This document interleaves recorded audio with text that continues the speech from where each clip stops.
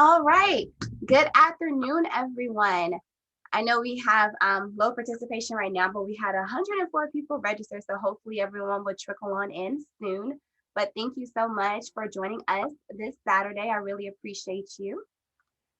My name is Brittany Prince, and I am the CEO and founder of WellStart Initiatives, and I will be giving our intro. And that's my little bio. It is my honor and privilege to welcome you to WellStart's first annual conference. We are thankful to partner with Emory University Urban Health Initiative as well. I founded WellStart in 2014. WellStart initiatives came into existence when I saw that my local hospital was ranked the top 25 worst hospitals in the entire nation in 2012. And for those who are just joining, can you please put your devices on mute? And if Sequoia and Sabrina can help with putting devices on mute, that would be amazing. But as I was saying, I founded WellStart Initiative in 2014 because noticing that my local hospital was ranked the top 25 worst hospitals in the entire nation in 2012. I researched the stats for my county, my city, and my state, compared it to the national averages, and quickly noticed the health disparities. I then challenged myself to become a change agent and promote health equity. The mission of WellStart Initiatives is that we are dedicated to the development and implementation of strategies that will decrease health disparities while empowering underserved communities through health education, promotion, and advocacy. I'm also wearing another hat today where I serve as the Assistant Director for Emory University Urban Health Initiative. Our mission is to provide health disparities education and advocacy, build collaborative partnerships, and develop best practice models with low resource communities and those who work with them to advance equity and health and well-being. In the current climate, we felt it was our duty to address health and race inequities. And I also have my director, Dr. Charles Moore, who is on the Zoom line as well. I don't know if you want to say a few words on Dr. Moore or not. If not, it's okay. Thank you, Brittany. I'd just like to say that it's a privilege to partner with you on this timely and well-needed work, and we are here to support you in anything that you do. Thank you, Dr. Moore. Our agenda for this afternoon will follow as outlined. I just gave the overview. We have our keynote speaker, Dr. Jada Bessie Jones. We will also have 2 breakout sessions today, and we'll also have our some breaks in between because I know that 2 hours is maybe a little lengthy for those. And I just also want to announce that unfortunately our nutrition speaker had a family emergency and won't be able to make it, but we still have 3 other amazing topics that we will go over, which will be the fitness, the mental health, as well as the finance portion workshop today. And it is my honor to present my colleague, Dr. Jada Bessie Jones. Dr. Jada Bessie Jones is a professor of medicine in the Department of Medicine at Emory School of Medicine. She received her BS in sociology and MD from Emory University. She currently serves as the Chief of Grady General Medicine and Geriatrics and the Vice Chair of Diversity, Equity, and Inclusion for Emory University. She is also the Assistant Dean for the Professional Development for Emory at Grady. Dr. Bessie Jones has nationally recognized educational expertise in areas of minority health, health equity, as well as patient and provider education. She has developed several programs and initiatives addressing health promotion and disease prevention for vulnerable populations. She developed and directed a curriculum on cultural competence, disparities, and social determinants of health for students, residents, and faculty, and was recognized with an Educational Innovation Award for this work. She has also chaired the National Disparities of Education Task Force for the Society of General Internal Medicine Organization and served as editor for a special issue of the Journal of General Internal Medicine dedicated to disparities education. In this role, her leadership resulted in an award-winning national disparities course, web-based educational models, and 2 national symposium on disparities at both the Society of General Internal Medicine and the American Association of Medical Colleges. Without further ado, I present Dr. Jada Bessie Jones, and I'm going to stop my share so you can share your screen, Dr. Bessie Jones. Great. So first of all, I just want to thank Brittany for that wonderful introduction, very generous. As she said, I want to acknowledge my role with Dr. Moore and Brittany in the Urban Health Initiative. And I am just so proud of Brittany, her incredible efforts in this space, and also our work, collaborative work over the last few years. And so I'm delighted to be able to talk with you all today about an issue for which I have tremendous passion. And to Brittany's point, it's really an important and timely issue for today. I want to, before I get started, I have to do, as we do in all Zoom meetings now, can you see my slides before I get started? Okay, perfect. Let's see if I can advance them here. Okay, great. So in order, because it is Saturday morning and people are kind of probably just waking up, and I'm impressed that you're even here, but I would love to see in the chat, if I could, if you all have witnessed or experienced racism or bias, either in a healthcare setting or your workplace, which could be one and the same, for those of us in healthcare. But I'm just curious about the experiences that you all may or may not have had in this space, and in order for us to think about the relevance of this conversation. So you can say yes, no, not sure, workplace, healthcare setting, all of the above, as we're thinking about this conversation today. Let me look at the chat. It's hard for me to see. A lot of yeses. Okay. So what I can see based on this, and that sort of can lead me to my discussion about what my objectives for this session. So I'm hoping that by the end, we will be able to first describe the social determinants of health and equity, to recognize how our backgrounds inform our biases, and that relates, can be related to how we take care of patients and communities and our colleagues and peers. And then perhaps the most important part that I'm hoping you'll walk away with is some specific strategies that we can employ to mitigate the impact of our biases. But what I can see from the chat is that there is lots of experiences there that we can draw on for this conversation. And we have a small enough group that if people want to come off mute to sort of at some point during the conversation, be happy to do that as well. But that's why we're here, because people are experiencing these kinds of things.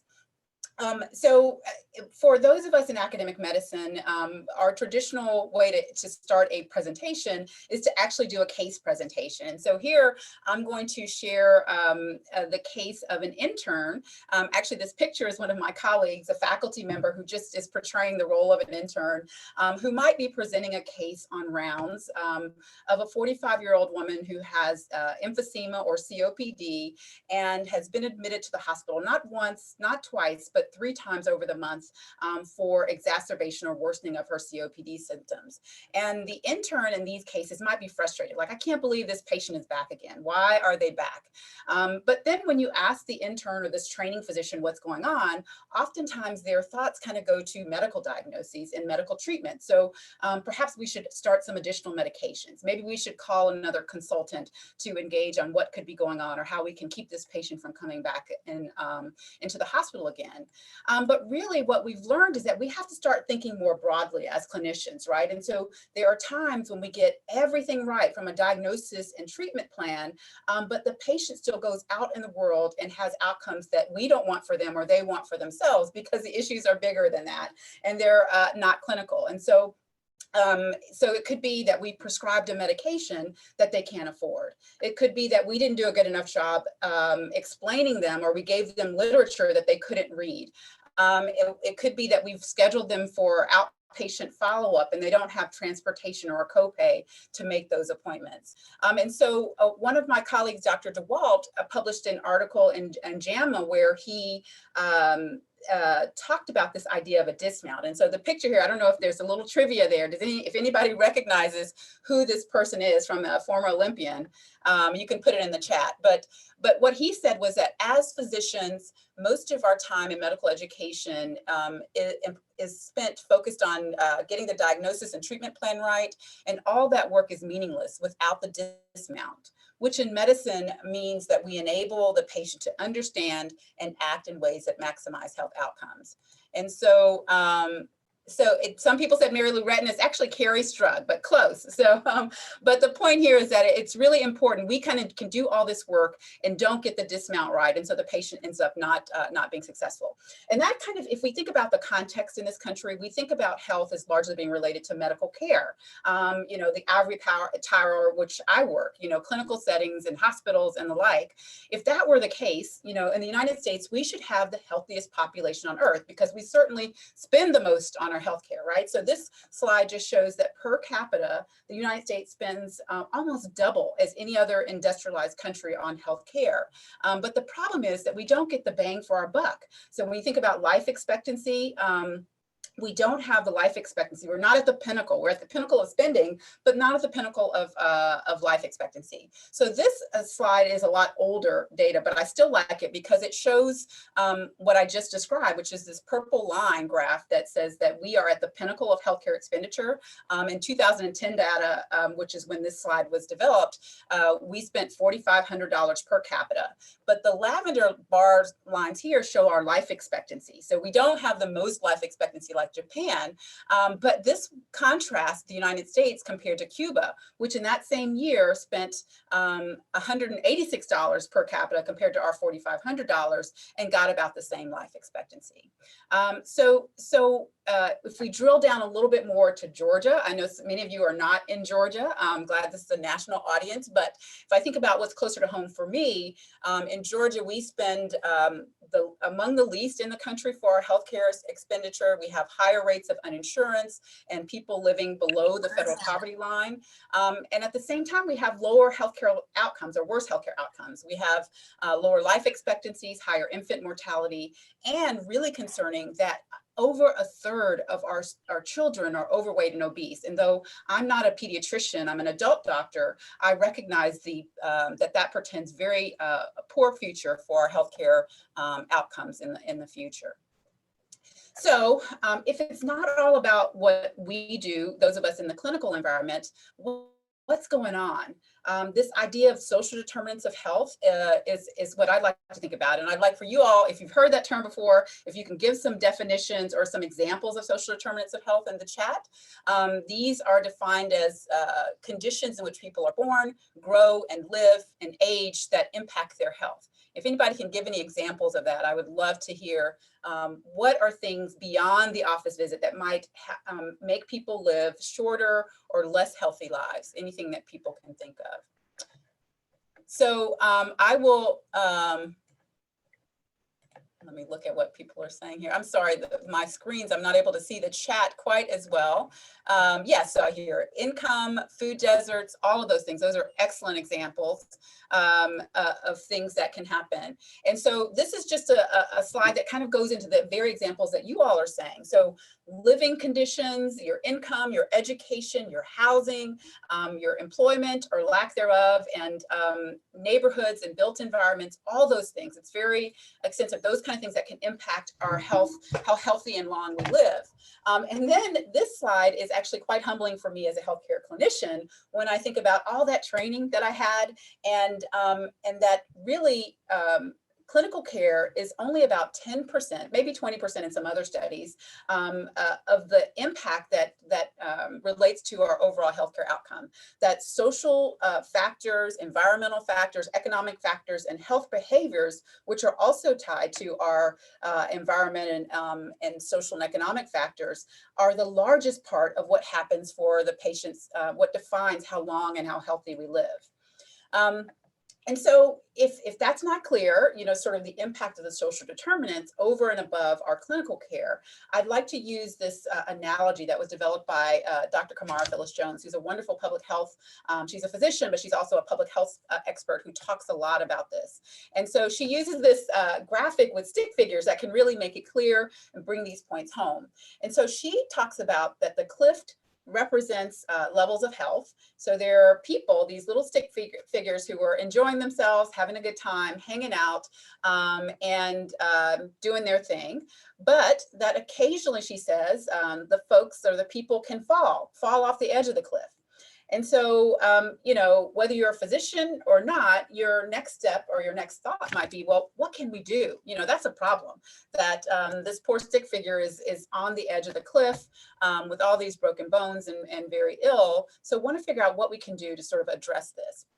So some of you might say, well, I know what we can do. You know, we can put an ambulance at the bottom. We can cart this person off. We can, you know, give them lots of treatment and rehab and make them whole again. And so if you think about in our healthcare system, someone having a massive stroke or heart attack who goes to the ICU and gets critical care and hospital care and months of rehab therapy, this is kind of what we do best in our country. This is what we would call tertiary care. And I would describe our system as a sick care system, not a health care, right? So we cater to people who are already ill and try to patch them up. And so this is probably what we do best, the ambulance and sort of massive care for critically ill individuals. But somebody else might say, well, maybe they don't have to fall all the way down. Maybe they don't have to have a massive catastrophic stroke. Why? Maybe if they have a minor stroke, we can provide secondary care and give them aspirin and blood pressure control, so then they don't have a major stroke in the future. So here she argued this is a secondary care. So we treat someone with aspirin or blood thinning medicine or blood pressure medication to prevent them from having a major stroke in the future. So then others might say, and this is one that I like because it sort of speaks to, resonates with me as a primary care clinician, well, why are they falling off the cliff in the first place?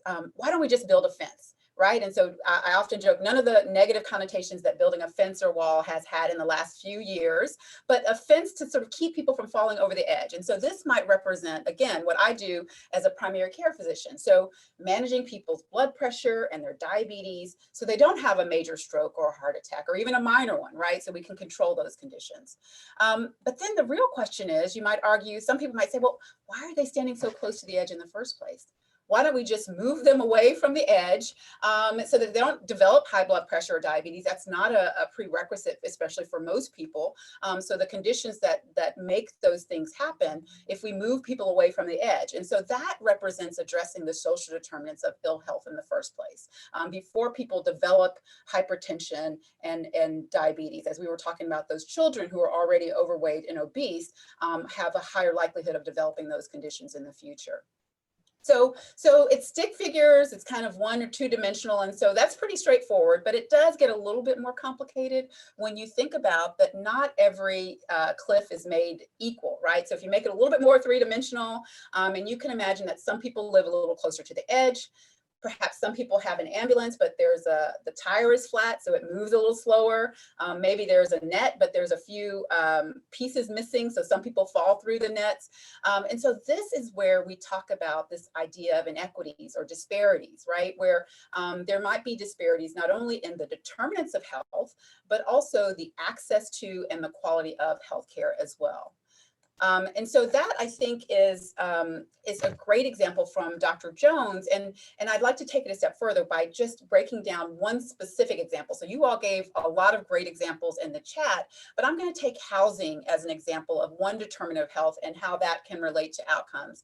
I would just like to say here that in addition to each and every determinant, whether it's education or housing or what have you, that race is an independent determinant of health, and it also exacerbates, especially Black race, or makes worse every other determinant of health. So race and racism. And so this slide is a perfect example of that. So what you can see here is that perhaps intuitively, for every level of educational attainment, that you have a higher rate or higher likelihood of owning your home. So people who graduate from high school are more likely to own a home than those who didn't, and so on. What you can also see here is that the blue line graph is whites, and that they are more likely than any other racial and ethnic group to own homes at every educational level. But I think the most interesting point for me in this graphic is that whites who have less than a high school education, who did not graduate from high school, have about the same rates of home ownership as Blacks who either graduated from high school, from college, or have a graduate degree, like a law degree or MD or something like that. You might wonder about, records for credit scores and things like that. There's been studies that show that even with the same credit ratings, that home loans are different based on race as well. So race is always underlying all of these principles. But then you might ask, sort of, what difference does it make? Why are we talking about home ownership when it relates to health? I mean, we have been talking about social determinants of health, but research shows that home ownership really does matter. That relative to renters, that homeowners have been shown to have better physical health, lower rates of childhood injury, more and higher mental health, as well as lower blood pressures. And that the benefits of home ownership are independent of socioeconomic status. And what that means is that if you were poor and you have a 2-bedroom home, that you're more likely to be healthy than somebody who is poor and renting that same home. And then also there's a generational component, such that children of homeowners are more likely to graduate from high school and do better on standardized tests. So home ownership in and of itself is important, but also even if you rent or you buy, where you live or your neighborhood is also a really important part of the determinants of health, right? So this graphic is here in Atlanta, and it shows life expectancy by your area of where you live. And so for those of you who are from Atlanta, you may be aware of Bankhead compared to Buckhead. So Bankhead is here compared to Buckhead here. That difference, which is less than about 5 miles, a 13-year difference in life expectancy, just based on these zip codes or in these neighborhoods. And so why does that happen? What are the implications there? A researcher has talked about this idea of the American apartheid, right? And in his study in 2000, he looked at US cities and the amount of racial segregation, comparing it to apartheid era South Africa, and found that many of our US cities had very similar rates of segregation. And so why, again, is that important? Well, I first want to say that Atlanta, fortunately, did not make the top tier of those cities, but we have still a fairly large amount of neighborhood segregation. This is true for many large US cities. And so what you can see here, for those of you who are from Atlanta, you recognize that green is, even without knowing what the key is, green is African-American, sort of near and south of I-20, blue is white, and then there's a corridor here along Buford Highway that has more Latinx population. So we tend to have these neighborhood segregation areas. The implications of this have been found to be related to reduction in municipal services. So for example, decreased response time by police officers or fire departments, less access to transportation. So the train system may not go to all neighborhoods equally. Reduction in purchasing power, such that certain neighborhoods may have lower quality but higher prices, and that gets into this concept of food desert and other deserts. The desert may also apply to this idea of access to medical care. So health systems may not put in primary care practices or even hospital systems in neighborhoods that are largely minority or low income. And when they do, pharmacies, for example, may have different supplies or less supplies. Certainly opioid supplies are different based on the neighborhoods where you live. Lower performing schools, more exposure to environmental toxins like leads and other pollutants and allergens as well. So, you know, this has been reported a lot in the literature, and I take this picture actually from the Journal of General Internal Medicine, where they talked about sort of what people see in low income and largely minority neighborhoods, and that there are a lot of billboards and signs that you see the neighborhoods actually look different, in addition to the building and structural differences, but that in places where there is more segregation based on poverty and race, that low income and minority communities are more likely to have just more advertisements in general.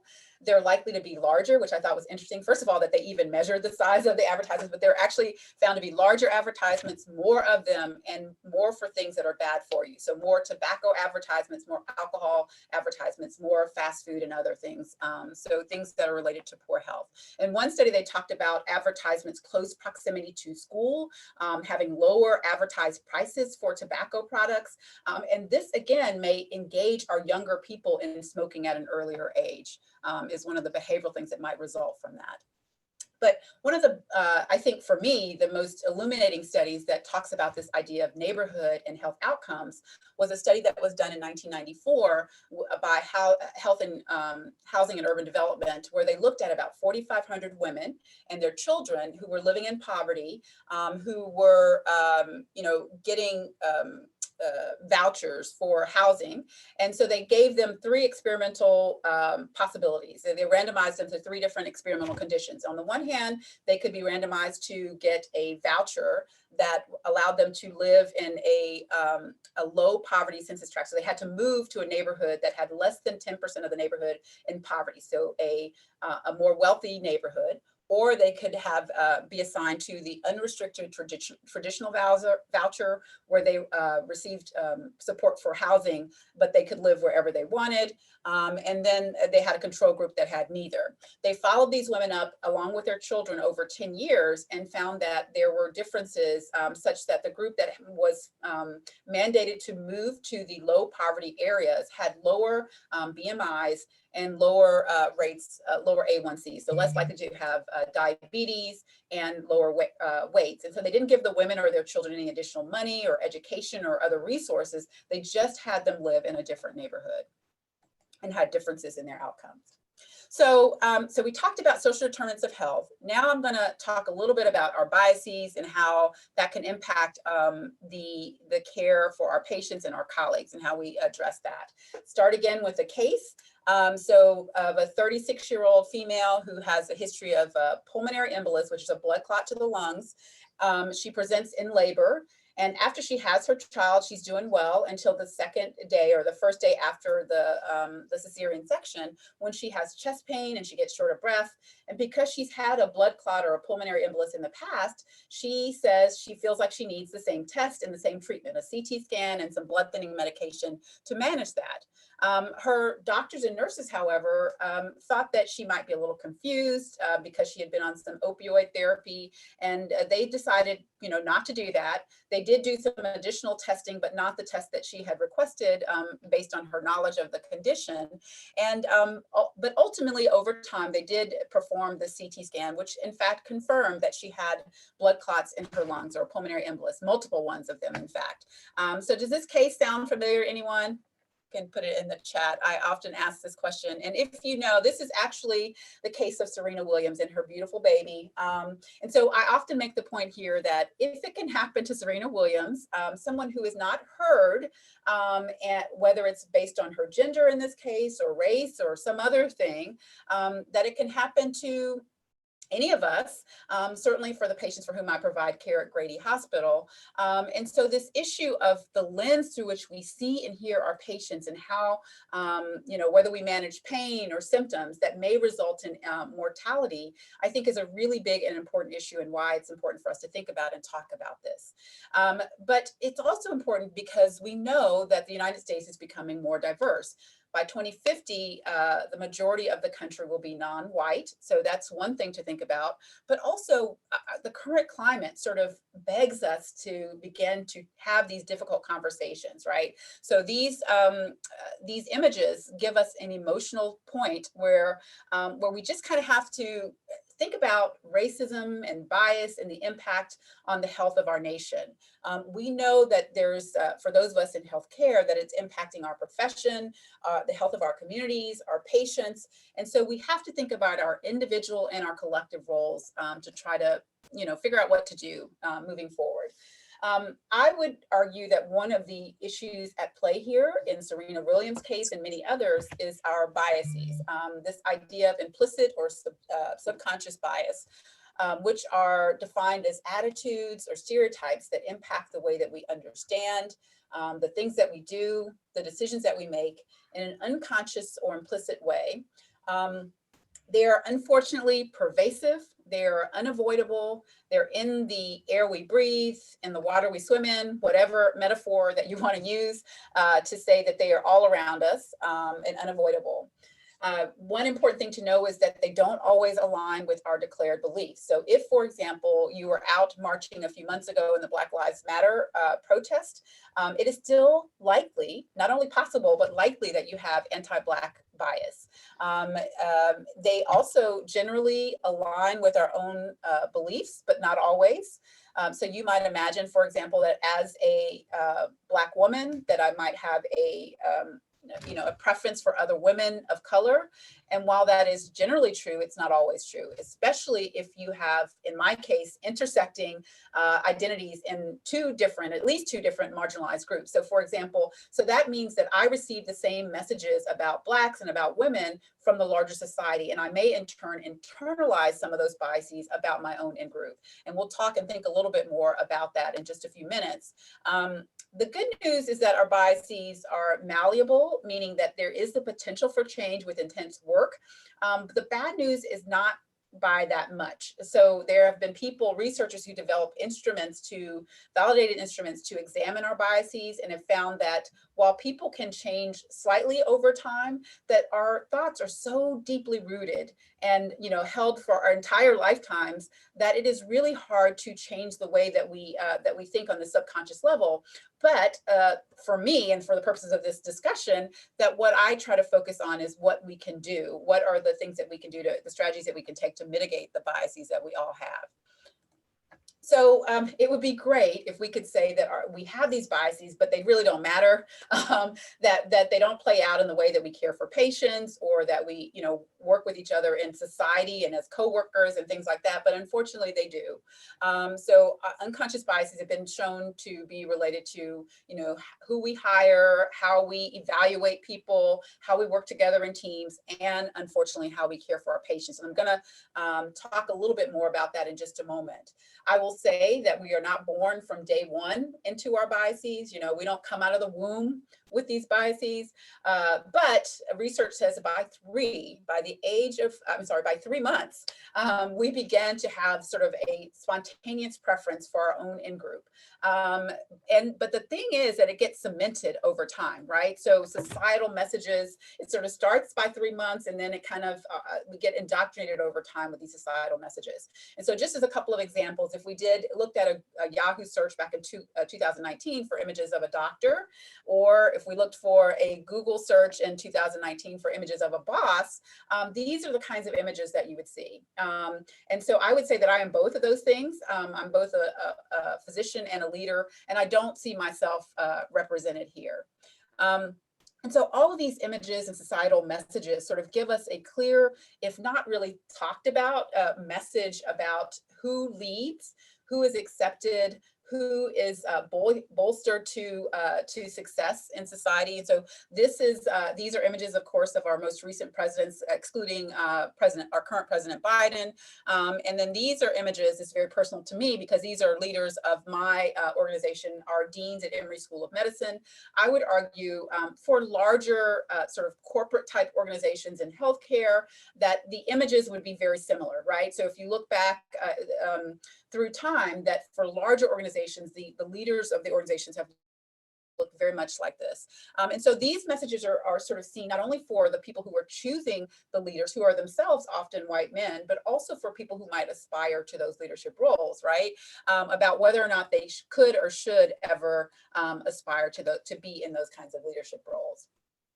So, but let's turn for a second to clinical environments and sort of how race and bias may play out there.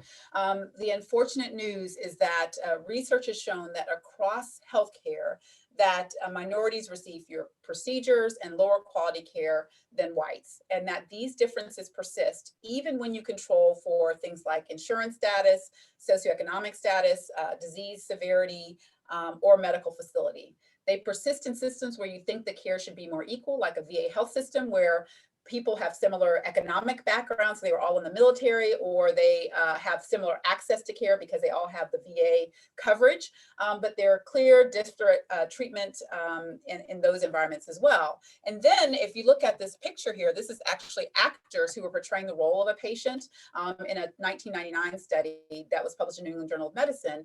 These actors were given a script to describe chest pain. You can see they all have the same hospital gown, they all have the same background, hospital setting. They describe their pain, their job, their insurance in exactly the same way. they showed these video vignettes to groups of doctors at large national meetings and asked them to give their diagnosis and treatment recommendations, and found that even though they were looking at the exact same objective information, that their diagnosis and treatment plan differed based on race and gender, suggesting a role for bias in this setting. And I'll share that. I'm sorry, did someone have a question? So I will just share this this one additional study because it's very personal as well. This one was done in part here at Emory with some of our trainees, but that talks about bias, where they looked at about 300 different internal medicine and emergency medicine residents or training physicians at 4 academic medical centers, academic medical hospitals, and they had the physicians look at a vignette, you know, sort of a case, a study. Everything was the same, of a white patient or a black patient who was coming to the emergency department with chest pain. They looked at several outcomes. They looked at the implicit association scores, which is that validated instrument that I was talking about before to look at biases. They also asked the residents about their biases, like, you know, sort of on a questionnaire. And then finally, they looked at the treatment recommendations of the residents. Would they give them treatment for a heart attack? And so what they found was that, perhaps not surprisingly, the residents or the young doctors suggested there was no explicit preference for one group or the other. So when they were asked on their questionnaire, however, when they looked at the validated instrument, it did confirm that there was an implicit preference that favored whites that was statistically significant. But most importantly for the study, this was the first study that sort of linked bias to differences in treatment, that they found that as the physicians' pro-white bias increased, so did their likelihood of treating white patients and not treating Black patients. So again, this was one of the first ones. So I would argue that we all have biases. This is one of the first ones that showed that our biases can actually be associated to how we deliver care.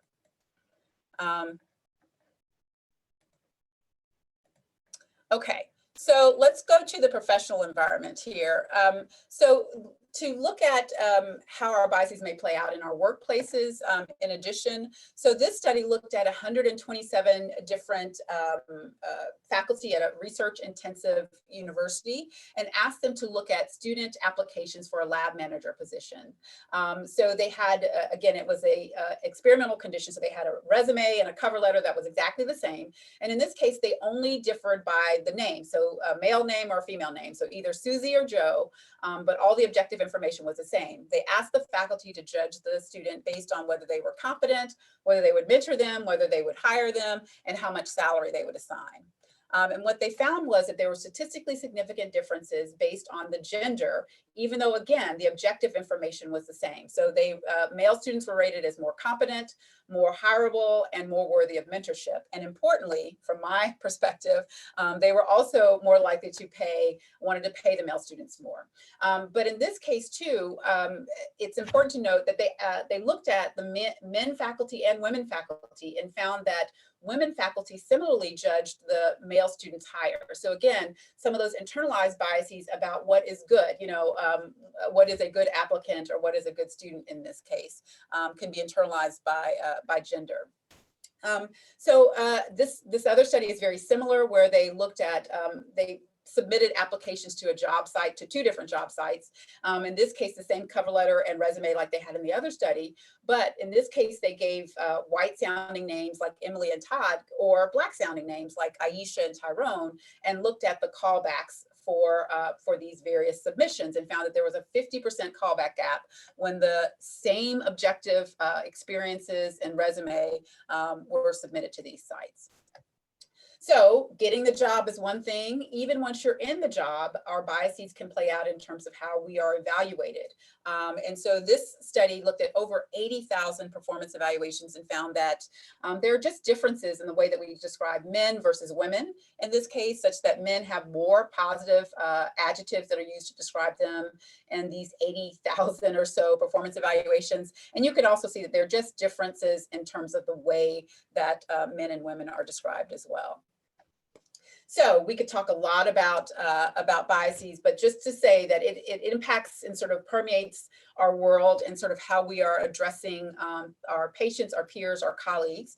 So let's talk a little bit about what we can do to try to mitigate those biases, and kind of where, you know, that's really the main point of what we're here today to talk about, which is, I would say, because I'm a DEI leader for diversity, equity, inclusion, that diversity can be an important mitigating factor.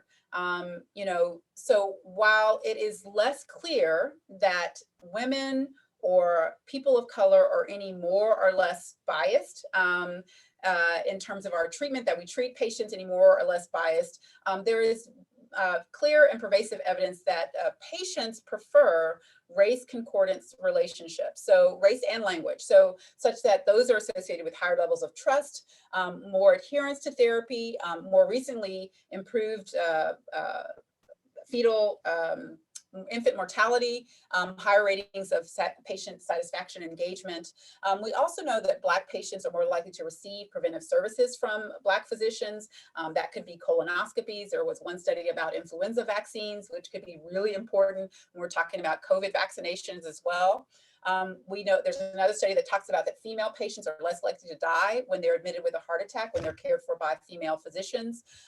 We also know that diversity can lead to more care of diverse populations because physicians from underrepresented backgrounds are more likely to work in settings that have higher rates of Black and Latinx patients, higher uninsurance, and poor populations as well.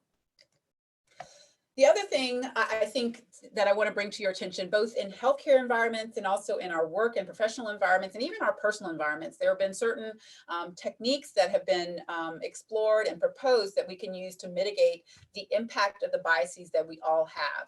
So the first one is this idea of counter stereotype imaging. What's meant by that? This is the idea that you might see someone as the opposite of the stereotype. So for example, if you have a patient who is homeless, perhaps you might imagine them as the CEO of Apple. You'd like to think that it wouldn't impact the way that you treat them, but based on some of the evidence, it might. So if we can sort of think about patients and people as a counter stereotype, that may be helpful in mitigating our biases. The two in the middle, I think, are a little bit more intuitive. One is common identity formation. This really makes sense. That just means finding out for our colleagues and for our patients, things that we have in common to make a connection. So whether that is around a love of baseball, family, travel, when we connect with people in any way, that can sort of mitigate our biases through these kinds of connections. The other thing is individuation. By this, we mean just learning more about people's stories and background. And I find that this technique can be particularly meaningful when there is a challenge, right? So when I'm struggling to connect with a patient, I don't understand where they're coming from. There's some tension there. We're not seeing eye to eye. And this particularly may be an issue with patients who are coming in with addiction and other things. If you understand a little bit more about their personal stories, who they are, what brought them to this point, then those things have been found to mitigate the impact of the biases and sort of unpack your relationship, or at least your understanding of them as a human being. And then the last one, I think, is quite interesting. It sounds a little bit cliche, this idea of perspective taking, or putting yourself in the other person's shoes, treating the person like you would like to be treated, all of those things, but it really has been studied, particularly with nurses, right? So there has been a fair amount of research that talks about how Black and Brown patients' pain is not managed or evaluated in the same way as others. And so even in the setting of a long bone fracture, so like you break your hip or your femur, for Black and Brown patients in the emergency room, so like it just happened, not a week from now or a month from now, they are much less likely to receive pain medication, adequate pain treatment or medication in that setting. But if you ask the nurses to think about how they would want to be treated. So if you were in the setting, if you had just broken your bone and you were in the emergency room, how would you want to be treated? What would you want to happen? That having them to reflect on those kinds of questions can be found to mitigate the impact of those biases and improve the management of pain in those situations. So that's another technique that has been found to be useful. The other thing that's a little bit humbling, especially for me as a clinician, is that if we take our clinician role out of it, or that may remove some of those biases, some of our quote unquote medical judgment. So if we leverage a few more of the protocol or guideline based care, where we have more checklists and standards, nurse-led protocols that has been found to decrease health inequities, improve placement on transplant lists, eventually getting transplantation, diabetes management, and other things. And so thinking about when we can do checklists so that we literally try to get patients the same care in all circumstances, that can be very helpful. The other things that we can do around advocacy and action, I think can be really important. So the first thing is just getting the data. So often we assume that our care is equal. We don't really know. So looking at our data in terms of age, gender, race, for our health-related outcomes, if we are A1C or our diabetic control is at this level, is it different by race or gender or age or other demographic condition? And so, so that we can understand where our pitfalls are, where our opportunities are. We talked earlier about the impact of diversity. Not only for frontline workers, I'd like to make a case for diverse leaders as well. But for those of us who are not in healthcare, I think it's really, because again, healthcare is only 10 to 20% of outcomes. I think this last bullet is really the most important thing to think about. And one of the reasons why Brittany, I think, brings us here today is that we have to really think about the structural change that we can make to address some of the social determinants of health in terms of policy. So housing and health is related, as we talked about, changing how we do education, built environment, food, resources, and other things can really drive our health-related outcomes. And so the bottom line, I think, is that, for me, unfortunately, I want you to know that bias is pervasive, that it does impact the clinical care that we give and our profession and healthcare broadly. And so we have to have an increased awareness and sort of heightened awareness and a motivation to kind of do something about it, being proactive and intentional. But I think for those of us here, both individually and collectively, that we have tremendous opportunity to make positive change in this space. And so with that, that's the end of my discussion. I might be able to see your comments a little bit better now, but people can come off mute, I think, right, Brittany? Yes, you can come off mute to ask your questions now.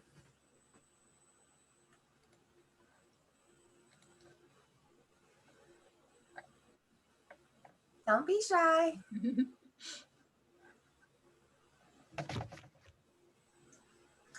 And I'll also check this chat box as well. No question on my end, but I thought a lot of the statistics you shared were very interesting. I think Sinclair just mentioned the same thing, very insightful, very illuminating. Some not surprising, but some others I was like, I didn't know that. So thank you for the presentation. Thank you. I mean, I think, sometimes when I talk to physicians, training physicians and practicing physicians, people are a bit surprised. So there was a Kaiser family. So I'm glad that you all were aware of this, but there was a Kaiser Family Foundation study a few years ago that said that most physicians didn't even know that there were inequities in healthcare, let alone thinking that we could in some way be a part of that, right? But the way I think about it is similar to, I think, most police officers as well, that physicians, I know that physicians are not intending to treat people differently based on because they are, green or purple or polka dotted, right? They have the best intentions, but we, like police officers, if we are not aware and not actively thinking about this and trying to move past it and sort of at least kind of have an awareness, active awareness about this, that our decisions can have life and death consequences. It's just that fortunately, they're not sort of moment decisions that, we're not pulling a trigger, but we are making decisions about whether a patient will or won't get a life-saving type of treatment. I go through a lot of the other research for our physician colleagues, but there are lots of reasons that this happens. And so those of us, we're not intending to do this, but this is the first time. I just want to say, I'm glad that you are aware, many of us are aware, but there are lots of people who are like, I just can't even believe that that what I'm doing can in any way be a part of disparate care or bad outcomes for my patients, because I think I'm doing the best I can, which is true. Where would you say there are, I guess, as you journeyed across the states, where would you say there are places where the people are doing this well, or where they're starting to do this well. So as you said, having more practitioners that look like the patients that are coming in, or those opportunities for advanced leadership, or even just being able to check biases at the door. So they have those trainings that are implemented. Where would you say you've seen some of those things happening? I would say that it's pretty much, unfortunately, in the infancy in most places, right, to begin to think about this. This is really, there are some places like UCSF, Johns Hopkins has a wonderful health equity center where they have been thinking about this and leading in the work for many years. But many places, I would say that this has been a life-changing, a direction-changing year, not only for the country, but for those of us in healthcare as well, where there's been a lot more attention to anti-racist work, the role of not only kind of thinking about how it relates to patient care, but how we relate to each other in our systems, and how we get more leaders of color to have these conversations across health systems. So I would say there unfortunately, I can't point to a lot of huge systems that are that have gotten a long way, but there are some systems like UCSF and Hopkins, I think, that have gotten a lot farther than others. And I would say most places now are at least beginning to think about this work. Thank you.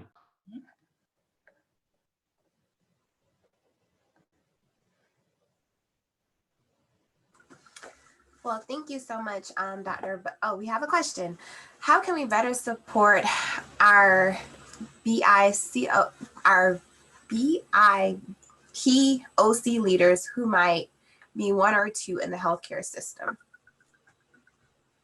Yeah, I think this is a really important question. So, you know, I do think that diverse leadership matters. I was fortunate to be able to write a little bit about my own leadership journey in our general internal medicine journal, where I talked about just the things I think about bias and how I can be more intentional. So for example, when I'm doing annual reviews, I started doing, well, the first thing I'll say is that when I looked at the salaries, when I got my first job and I was able to look at the salaries of my direct reports for the first time, I was like, oh my gosh, they were all over the place, right? So there were people who had not been here as long as me, who were making more, and it was all over the place. It wasn't just me, but it was, you know, not clearly any trends.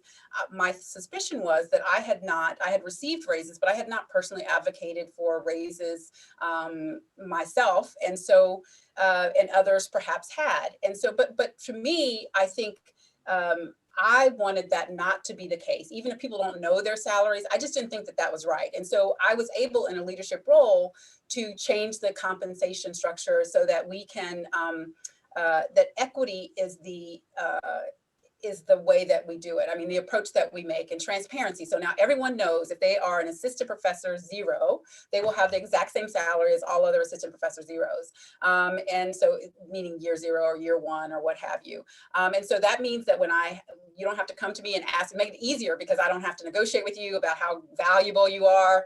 This is a commitment that we have as a section. When we have a new recruit, you can't come in and make a higher salary, even if you are the best thing since sliced bread at your institution. This is a core,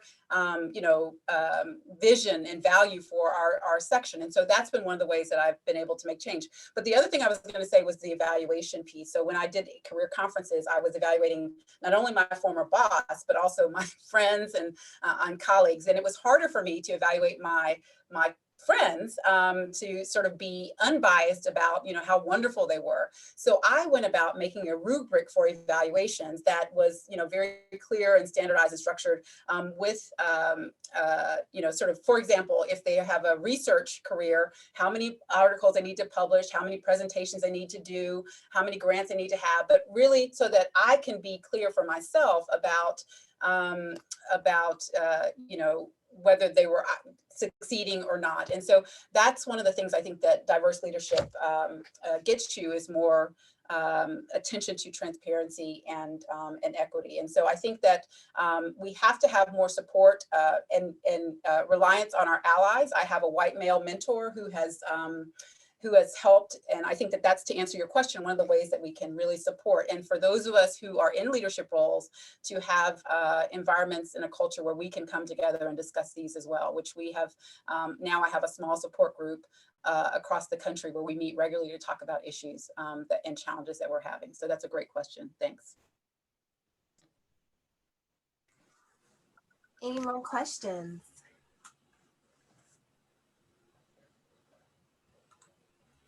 Are there any programs to get more BIPOC healthcare workers into more leadership roles?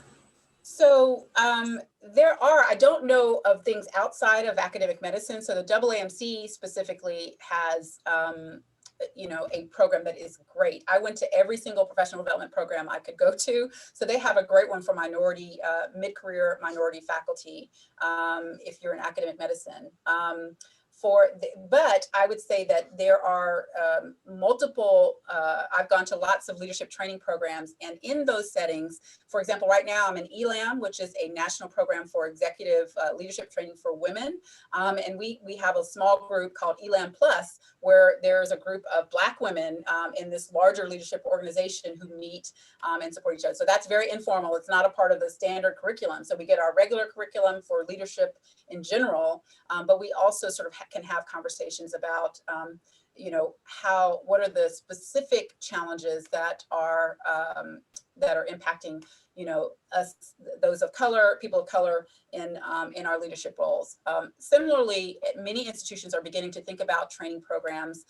In the School of Medicine, my role as assistant dean, that's one of the things that I was able to develop as a underrepresented in medicine faculty development program. So you can, again, have the traditional content about how to get promoted, how to be successful, how to negotiate, how to manage your time and other things, but you also have, and especially this past year, can unpack some of the things that are going on in society, in academia, that the special issues that you have that you're dealing with on a day-to-day basis when, you know, there's no one that has acknowledged the death of George Floyd in your work environment and how that makes you feel. And so we can have those informal discussions that really can be very impactful as well. So I think that those programs exist. There are not enough of them, but I think that as we get more leaders, there are going to be certainly an emphasis on developing more of them.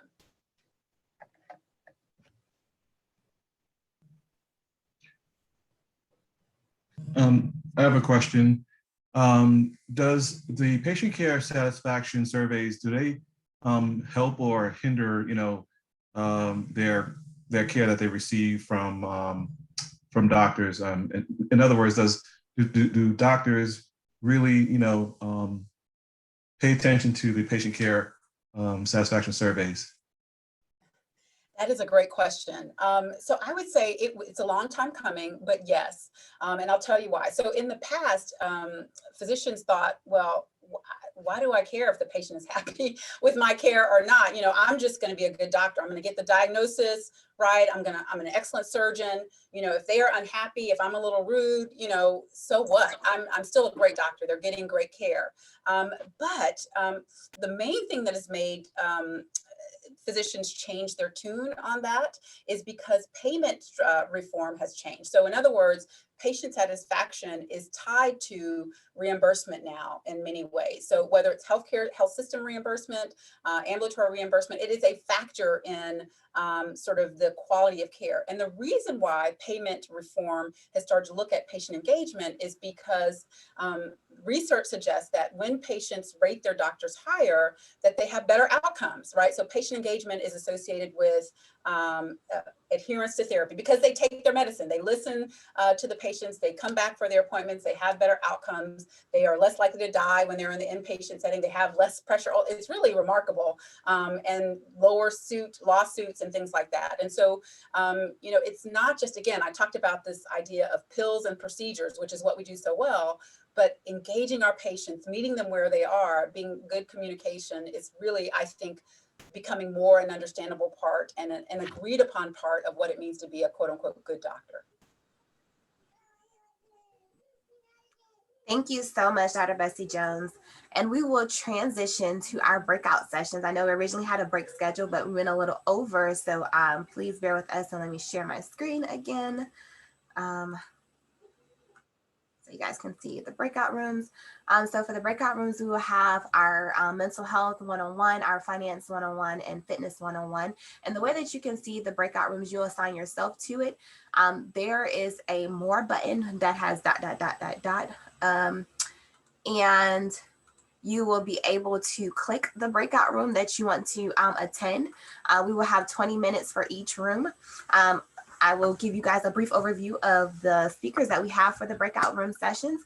We have Whitney, which is known as AKA FitWit. She's also our one of our staff at Urban Health Initiative, staff at WellStart Initiatives. She is a certified personal trainer, and she will be providing some wonderful fitness tips and a little workout for you today. So you can see her bio there.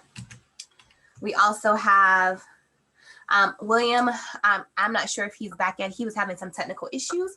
Hopefully he will be here in a second, but he will be giving you guys some financial tips. We have Sinclair, who will be, he's in Texas, a girl dad, who is a mental health speaker. Will be providing some tips, co-leading this session with Kier Walker. And Kier is a mental health advocate as well. So I encourage you guys to get in your assign yourself a breakout room. We will have, oh yeah, there goes William. Perfect. So William is here now. So if you want to go to either fitness, mental health, we have 20 minutes for each breakout rooms, and I'll give you guys a message to let you know when the breakout sessions will be ending. And you'll take a short break and then break out for 2. And the mental health session will have a 2-part session. So for those who want to attend both sessions of mental health, you can do that because they'll have a continuation. Or if you want to start off in fitness and then get the last part of the mental health session, or however you want to do it. So you can, the rooms are open. And I encourage you now to assign yourself to the room. And if you need any assistance with assigning yourself, please let us know. We can assign it to you for you. So do you guys see the rooms that's open? All right, and I'll still be at the home stage. So if you at the home page. So if you guys have issues and come back, I can help you from there. When you want me to assign you? All right, and you're on mute, Whitney. Oh, sorry. Yeah, go ahead and assign me. Yeah.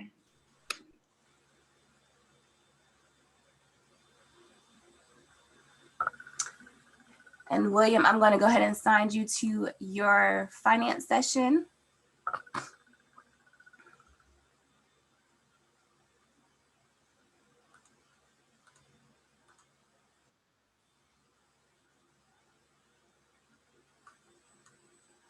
Okay. So Kwai, you see some notes in here about helping with assigning. Yeah, getting them in their rooms. Yes. Are you?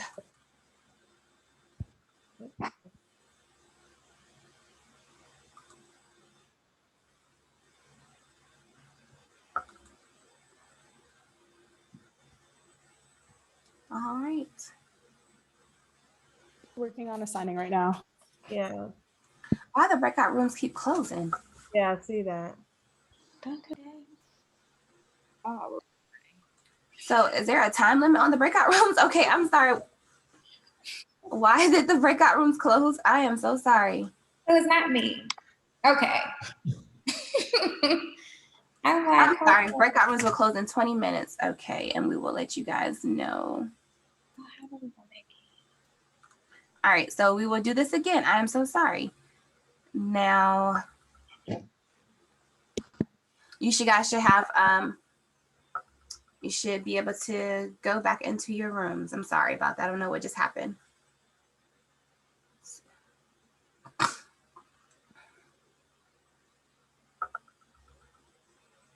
You know what happened? I had it set for the 1 minute that time we tried it out, Taquaya, and then the setting never reset itself.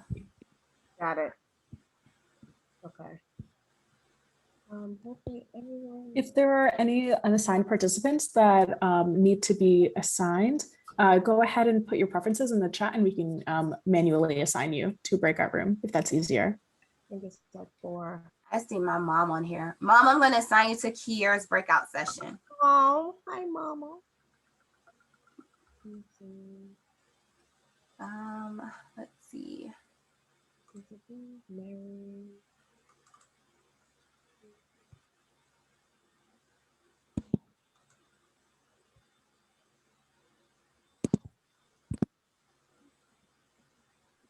Oh yeah, Will needs to be in finance.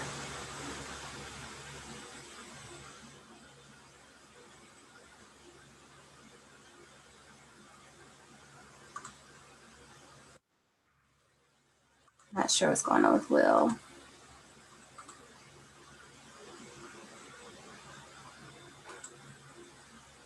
Mallory, was there a room that you would like to join?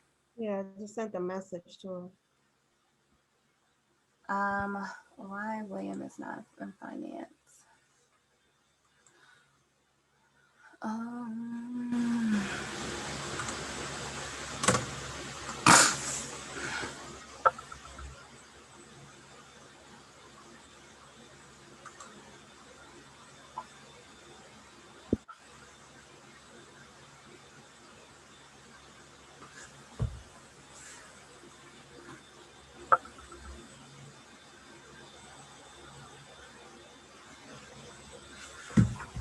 So who all is left?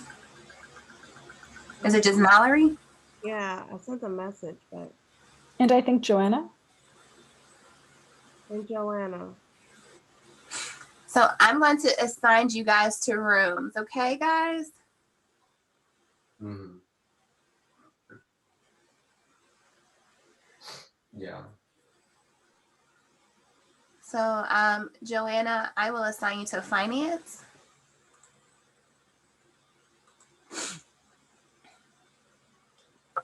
And Mallory, I will assign you to fitness. And then you can pick whatever one if you want to reassign yourself to someplace else, that's fine. All right.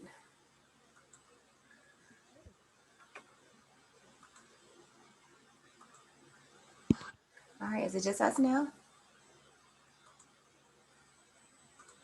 Pretty small. I don't think so. Separately, if you can hear my friend, he's in the background. He's in the finance breakout room. Right now, and yeah, he wanted to join the conference. So. Oh, thanks for the support. Yeah. Well, I mean, I guess Mallory and Joanna want to be with us for a while. That's fine. I think it was. So we can hop around, guys. But first off, what y'all think about the conference so far? Pretty good. I love whenever Dr. Lucy Jones speaks. I was messaging to Quiet. I was like, dang, like I just love how she flows in between different topics and like everything builds on each other. And I think in a very condensed way. So it kind of not only shows like the importance of health equity, but like creating the narrative of making sure that like, all right, we have to address these like social determinants, and then we also have to address like economic reasons and making sure that we hire different people in like different places. And yeah, I just love the whole picture coming together. I think that's really the centerpiece of what your conference is trying to embody. I'm sorry. It's okay. Okay, the title is Health and Race Equity. Health and race equity provides an opportunity to take a stand in unity by addressing the issues at hand. It's what we do now that truly makes a difference. By working together, we can build a stronger foundation that can carry on for generations. By closing the gaps in health disparities can open up countless doors of helping opportunities within these vulnerable communities. It takes a village to raise a child, as the saying goes, which highlights the fact that anyone can make a difference by working together, no matter your race, your background, gender, ethnicity, religion, or whether you're young or old. Together we stand strong and bold. Making a difference comes in many shapes and forms that not only makes an impact, but can build lifetime partnerships, relationships, and bonds. How we get involved, you ask? Easy. You took the first step by taking the time to sign up and join us today. It may seem small sometimes, but the smallest steps shows in the most powerful way. So today, together we stand hand in hand, fighting together for a better chance, a better future that shines as bright as our hearts can stand. Let's build together, grow together, and make impactful changes together that sets the stage for generations after us. Create the change, make the change, and be the change that may leave a nervous. You did great. Thank All the you. snaps. That was awesome. Thank you. Great job, Taquaya. Thank you everybody for attending this. I really appreciate that you took time out your day to attend WellStar's first annual conference, and also want to shout out again to Emory Urban Health Initiative. Thank you so much to Quaya and Sabrina for being amazing assistants in navigating everyone with breakout rooms and just being there to support. Also want to give a shout out to our speakers who gave up their Saturdays as well to put content together. So we really thank you so much for your time. To Kiera, Whitney, Sinclair, and William, thank you so much. Was getting positive feedback from your sessions. I was getting text messages throughout that, so I really appreciate that. And for those who've asked about the recording, yes, we will provide the recording. So we've captured your email when you registered. So you will be getting WellStart's first newsletter. So we will have a link to that as well.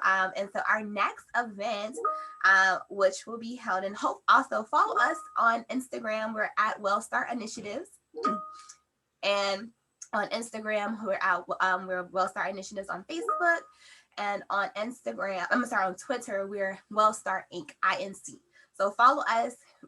We will be doing another scholarship soon, utility scholarship for those of you know that not lighting, but their electricity bill will be coming up. So there's people who are in need with running the air condition, things like that, kids being home in the summer. So we'll be posting the application soon as well. So if you know anyone that's in need that will benefit from that scholarship, tell them to be on the lookout from our page. Our next event, which will be in May, we're dedicating that to moms or just women in general who are needing self-care. We will have an esthetician, Jasmine Pompey. She will be providing a self-care tip for skincare as well as a makeup tutorial for our ladies.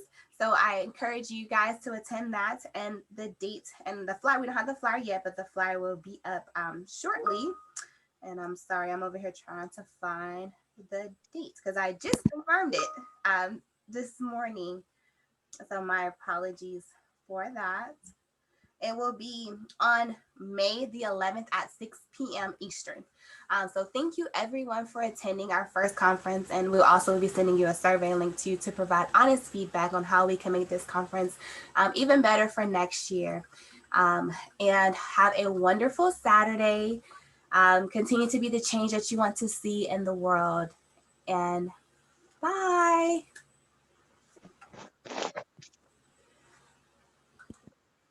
Thanks, sis. This was awesome. Congratulations. Thank you. I'm trying to stop the recording.